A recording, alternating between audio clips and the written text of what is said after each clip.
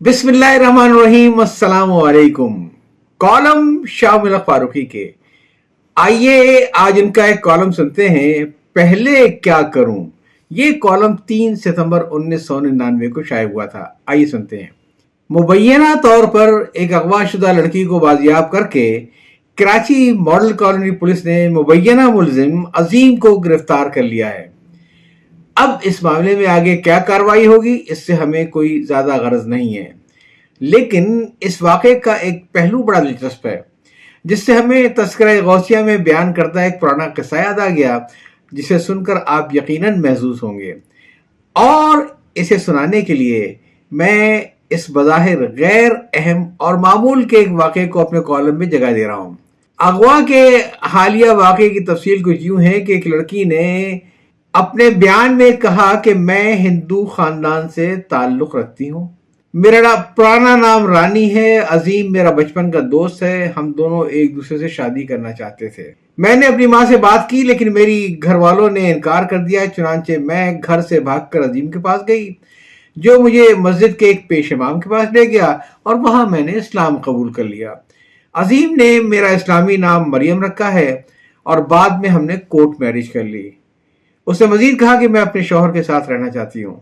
लड़की की माँ ने कहा, हम लोग हिंदू नहीं हैं, मुसलमान हैं, और मेरी बेटी का नाम सलमा है और मोहम्मद अजीम का बाप काला जादू करता है, उसने मेरी बेटी पर काला जादू किया हुआ है।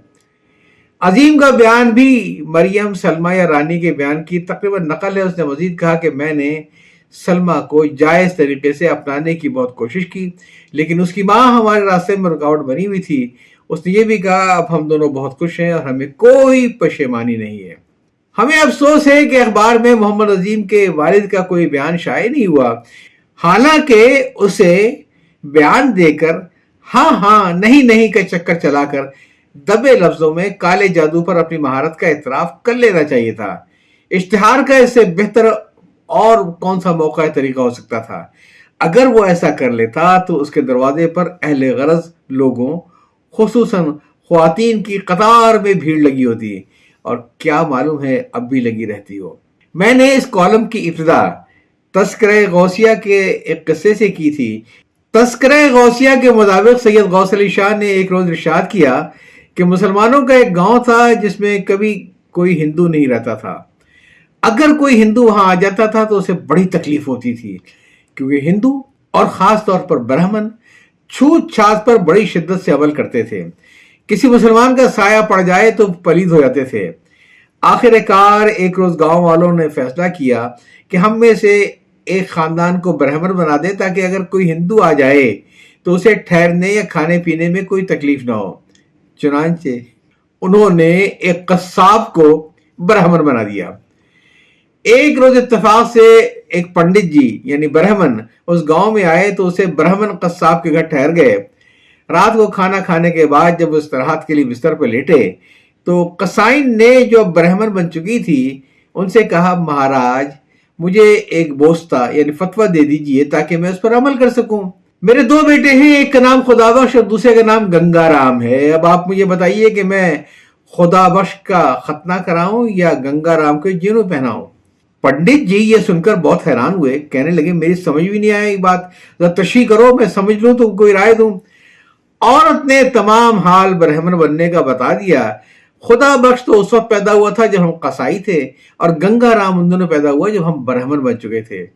तफसील सुनकर पंडित जी की हालत खराब हो गई।